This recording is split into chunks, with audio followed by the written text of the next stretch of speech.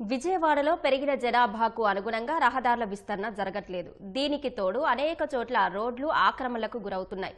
ప్రధాన రహదారులకు ఇరువైపులా వీధి వ్యాపారులు, షాపులు, తోపుడు బళ్లు నిర్వహిస్తున్నారు. దీంతో కొనుగోలుదారులు రోడ్లపైనే వాహనాలు పార్క్ చేస్తున్నారు. నిత్యం రద్దీగా ఉండే కేదారేశ్వరపేట మార్కెట్ నగర శివారు ప్రాంతానికి తరలించేందుకు గతంలో ప్రభుత్వం ఆలోచన చేసినా నేటికి ఆచరణకు నోచుకోలేదు.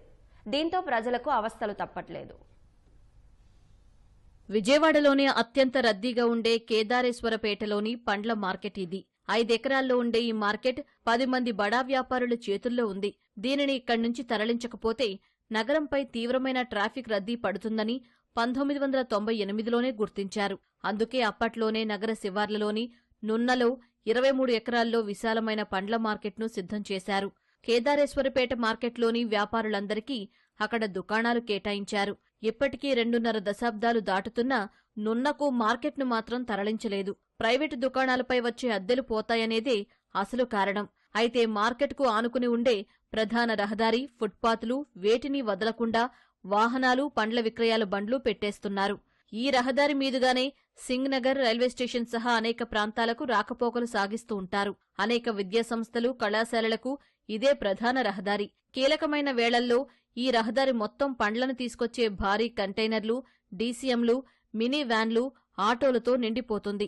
ఇటుగా సాధారణ పౌరులు రాకపోకలు సాగించడం అత్యంత కష్టతరంగా మారింది.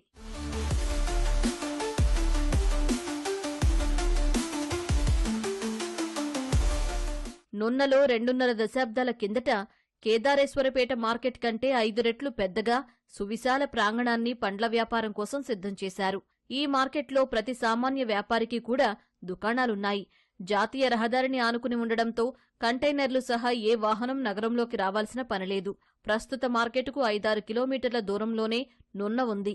విశాలమైన రహదారులు, పార్కింగ్, సకల సౌకర్యాలున్నాయక్కడ. కానీ ఖాళీగా పడి ఉంటోంది.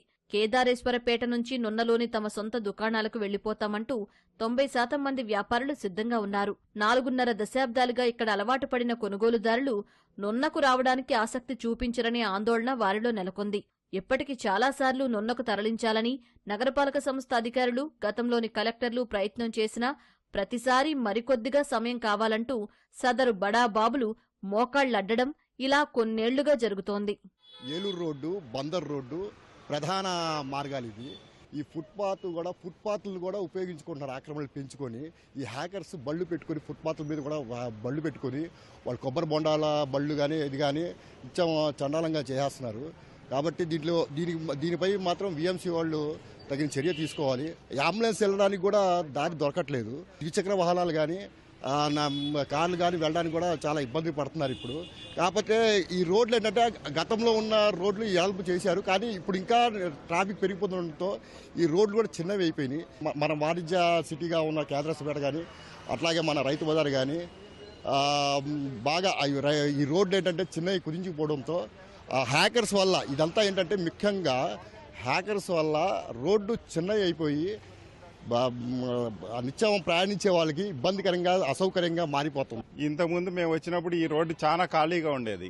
తర్వాత కాలంలో ఈ షాపులు కట్టి అసలు నడవడానికి కూడా ఆదివారం వచ్చిందంటే ఈ ఆడవాళ్ళు కానీ, మగవాళ్ళు కానీ, పిల్లలు కానీ నడవాలంటే క్రాస్ చేయాలన్నా చాలా కష్టం అయిపోతాయిందండి. వీటన్నిటికీ కారణం చిన్న చిన్న స్థలాల్లో అంటే ప్రైవేట్ ల్యాండ్ 3 అడుగులు 4 అడుగులు ఉన్న ప్రైవేట్ ల్యాండ్లో కూడా ఈ షాపులు నిర్మించి పార్కింగ్ అంతానేమో రోడ్డు మీద పెట్టి నడవడానికి వీలు లేకుండా చేస్తారండి. ఇది 80 అడుగులు దోవండి. 80 అడుగుల దోవలో ఇప్పుడు మనం నడవడానికి అటుపక్క ఇటుపక్క డివైడర్కి అటుపక్క ఇటుపక్క మనకి 10 అడుగుల దోవే ఉంటాయింది. దీనివల్ల మా కాలనీలకు వచ్చే ప్రజలకు కానీ ఈ రోడ్డులో నడవాలంటే చాలా ఇబ్బందిగా ఉంటాయిందండి. షాప్స్ అన్ని కూడా కొంచెం మాకు వెళ్ళడానికైనా రావడానికైనా ఆ కార్నర్లో కానీ చాలా మంది జనాలు రోడ్ల మీద నిలబడడం, ఈవినింగ్ అయ్యేసరికి మాకు చాలా ఇదిగా ఉంటుంది. మాకు వెళ్ళడానికి కానీ రావడానికి కానీ సాటర్డే కానీ సండే అసలు ఏమీ లేదు, వీకెండ్ అనేది లేదు. ఎవ్రీడే మార్నింగ్ కూడా అలాగే ఉంటుంది, నైట్ అసలు అన్ని టైంలో ఇలాగే ఉంటుంది. నైట్ 11 వరకు కూడా ఇంత రష్గానే ఉంటుంది. నగరంలో ప్రధాన రహదారులుగా ఉన్న బందరు, ఏలూరు రోడ్లపై అనేక మంది వ్యాపారాలు నిర్వహిస్తున్నారు. వీధి వ్యాపారులు రోడ్లపైనే తోపుడు బళ్లు ఏర్పాటు చేసుకున్నారు. దీంతో రాకపోకలు సాగించేందుకు ప్రజలు అవస్థలు ఎదుర్కొంటున్నారు.